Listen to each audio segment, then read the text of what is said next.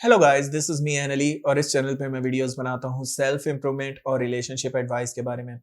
आज की मेरी वीडियो का टॉपिक है may be they want you but still they won't come back. शायद वो आपको चाहते हैं लेकिन चांसेस ये हैं कि फिर भी शायद वो वापस ना आए। मैं बताता हूँ क्या रीजंस हो सकती हैं जिसकी वजह से शायद वो वापस ना आए। इस टॉपिक पे बात करने से पहले मैं कहूँगा प्लीज सब्सक्राइब कर दो मेरे चैनल को ताकि आने वाली हर एक वीडियो आपकी हेल्प कर सके। और अगर आपके क्वेश्चंस हो आप पूछ सकते हैं इंस्टाग्राम पे, लिंक जो है वो डिस्क्रिप्शन में है। क्या वो रीजंस हो सकती हैं जिसकी वजह से शायद वो वापस ना आए। सबसे पहली रीजन जिसकी वजह से शायद वो वापस ना आए वो है may be they don't trust you. शायद वो आपके ऊपर एतबार नहीं करते, वो आपको ट्रस्ट नहीं करते।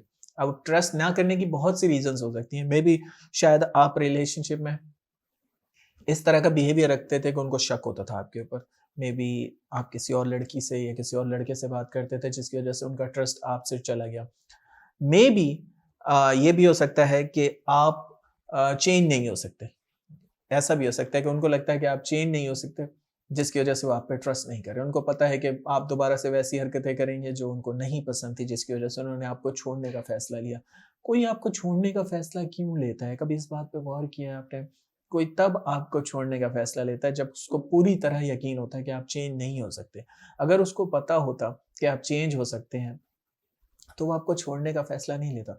वो खुद वो आपको बताता वो चीज़, ठीक है, कि आप चेंज हो सकती हैं या हो सकते हैं, लेकिन उन्होंने नहीं बताया क्योंकि उन्होंने पूरा ये ठान लिया है कि आप नहीं चेंज हो सकते। मेबी शुरू में वो आपको बताते भी होंगे, लेकिन उस टाइम आपने गौर नहीं किया उस बात पे, उस टाइम आपने उनको अहमियत नहीं दी, आपने उनको बहुत ज़्यादा फॉर ग्रांटेड लेने लग गए। एक ये भी रिलेशनशिप में हमारी प्रॉब्लम होती है कि हम पर्सन को समझते हैं कि इसने तो कभी जाना ही नहीं है।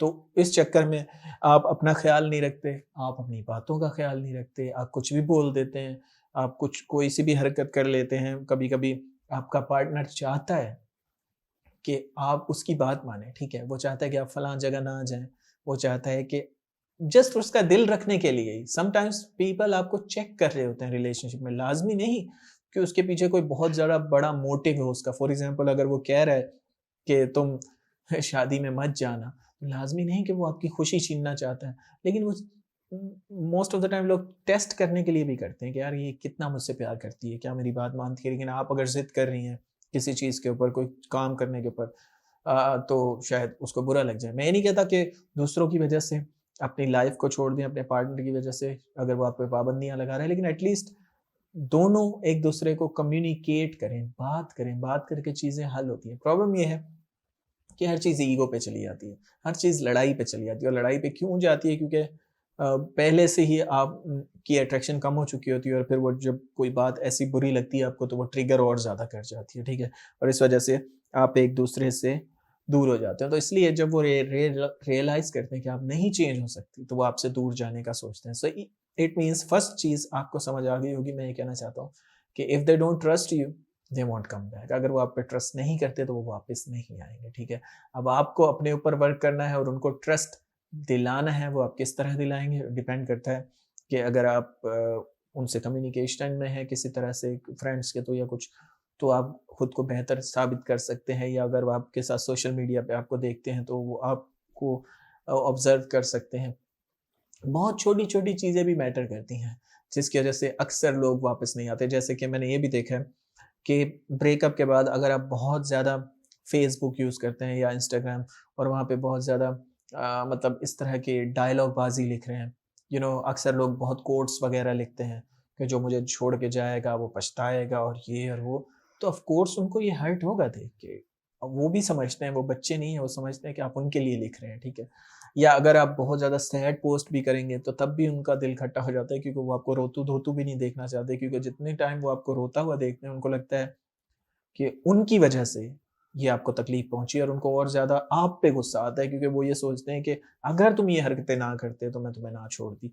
तो उल्टा वो और ज़्यादा आपको गुस्सा करेंगे, हमदर्दी नहीं बटोरेंगे। आपको लगता है कि अगर आप सैड अरिजीत के सॉन्ग लगाएँगे इस तरह के और सैड स्टेटस लगाएँगे तो उनको तरस आ जाएगा और उनको ये रियलाइज़ होगा कि वो आपसे बहुत ज़्यादा प्यार करते हैं और वो वापस आ जाएँगे, लेकिन नहीं, ऐसी चीज़ें देख के उनको और ज़्यादा आपके ऊपर गुस्सा आता है, ठीक है? क्योंकि वो सबकॉन्शियसली ये दिल में समझते हैं कि इस सारी सिचुएशन के ज़िम्मेदार तुम खुद हो, ठीक है?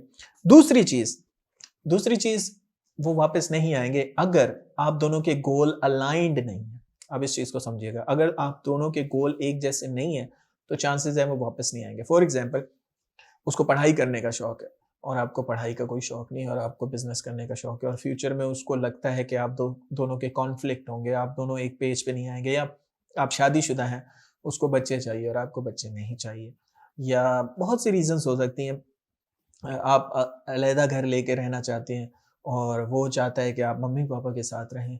मतलब बहुत सी छोटी छोटी चीज़ें मिलके जिसकी वजह से उनका दिल नहीं करता आपके पास वापस आने का। तो अगर आप दोनों का गोल एक नहीं है तो वो चांसेस हैं वो वापस नहीं आएंगे, चाहे आप जितना खुद को बेहतर कर लें, चाहे अपनी बॉडी बना लें, चाहे आप लुक चेंज कर लें, चाहे आप अपना इखलाक अच्छा कर लें, जो भी है, लेकिन गोल का सेम होना ज़रूरी है। लोग रिलेशनशिप में तब आते हैं या अट्रैक्ट एक दूसरे से तब होते हैं जब दोनों का गोल थोड़ा सिमिलर होता है, ठीक है, तो ज़्यादा चांसेस बढ़ जाते हैं। जब अट्रैक्शन हाई होती है तो अगर गोल सिमिलर नहीं भी होता तो वो आपको बर्दाश्त कर लेते हैं, क्योंकि उस टाइम वो इतने अट्रैक्टेड होते हैं आपसे।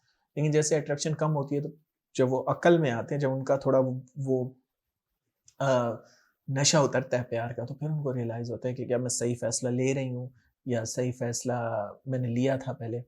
तो इसलिए मैं कहूँगा कि गोल दोनों के सेम होने लाज़मी है। लेकिन अब इस पे एक और बात आ जाती है। आपको अपने गोल चेंज नहीं करने किसी की वजह से। अब ये बात भी याद रखिए आप। ज़्यादातर प्रॉब्लम ये है कि जब आपने फॉर एग्ज़ाम्पल ये सुना कि आप दोनों के गोल अलाइन होने चाहिए, ज़्यादातर उसको खुश करने के लिए अपने गोल भी चेंज कर लेते हैं कि यार वो कहती है कि गिटार नहीं बजाना चाहिए तो मैं आज से गिटार नहीं बजाऊँगा, सिंगिंग छोड़ दूँगा उसको क्योंकि पसंद नहीं है इस टाइप के लड़के।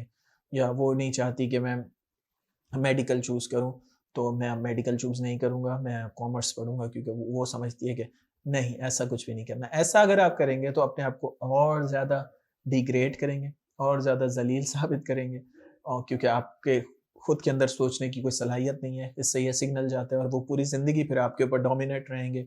वो आपको बेवकूफ़ समझेंगे, और 100 में से कोई एक फ़ैसला अगर आपका अच्छा भी हो भी जाएगा तो उसका भी क्रेडिट आपको नहीं मिलेगा। वो उसका क्रेडिट भी उनके पास जाएगा क्योंकि वो ये सोचेंगे कि इसमें तो ये तो बाय लक इसके साथ कुछ अच्छा हो गया, वरना इसके अंदर तो सलाहियत थी ही नहीं, ये तो हमेशा मुझसे पूछा करता था।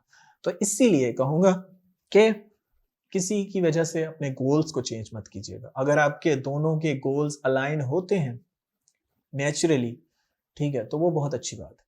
लेकिन अगर नहीं होते तो इसका मतलब ये नहीं कि आप खुद को चेंज करें और सैड होके बैठ जाएँ। मैं हमेशा कहता हूँ कि लोगों को इस अप्रोच के साथ मिला करें कि क्या ये मेरे काबिल है?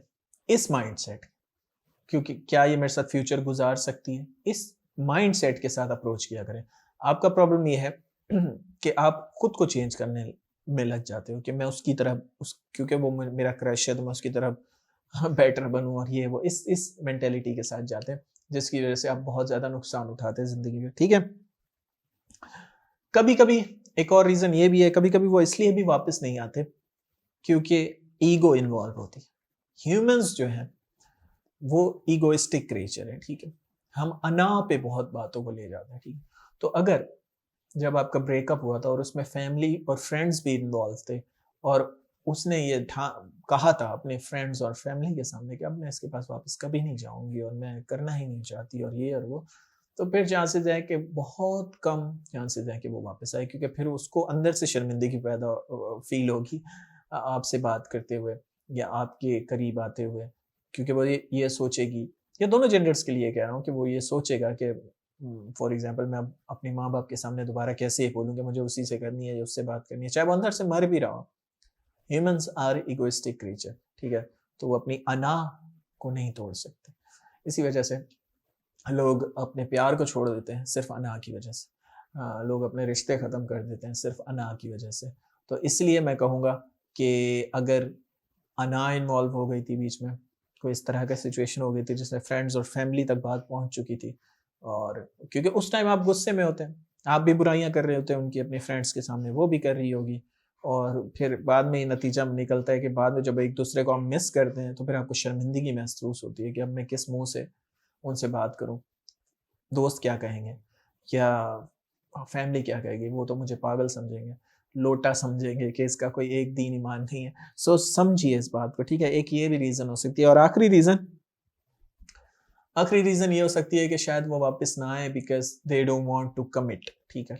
समटाइम्स ऐसा भी होता है कि आपकी कमिटमेंट बहुत ज़्यादा होती है रिलेशनशिप में, उनकी नहीं होती। मेबी आप शायद शादी के सपने देख रहे हैं, मेबी आप शायद उनके साथ फ्यूचर गुज़ारने के सपने देख रहे हैं, लेकिन वो नहीं देख रहे। वो अ, जस्ट टाइम पास चाहते थे मेबी, शायद इसलिए। जब आप बहुत ज़्यादा कमिटेड होने लग जाते हैं, जब बहुत ज़्यादा उनको फ़ोर्स करते हैं कि मुझे तुम्हारे साथ ज़िंदगी गुज़ारनी है और शादी करनी है और ये करना, तो उनको इरिटेशन फ़ील होती है, ठीक है?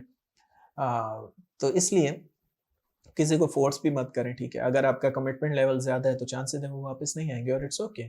आपको किसी ऐसे को अप्रोच करना चाहिए जिसका कमिटमेंट लेवल आपके बराबर हो, ठीक है? जो फ्यूचर देखता हो, जो टाइम पास ना करता हो खाली। So that's it for today. I hope आपको ये चीज़ें समझ आई होंगी। If you have any questions, you can ask me on Instagram. Thank you. Have a good day.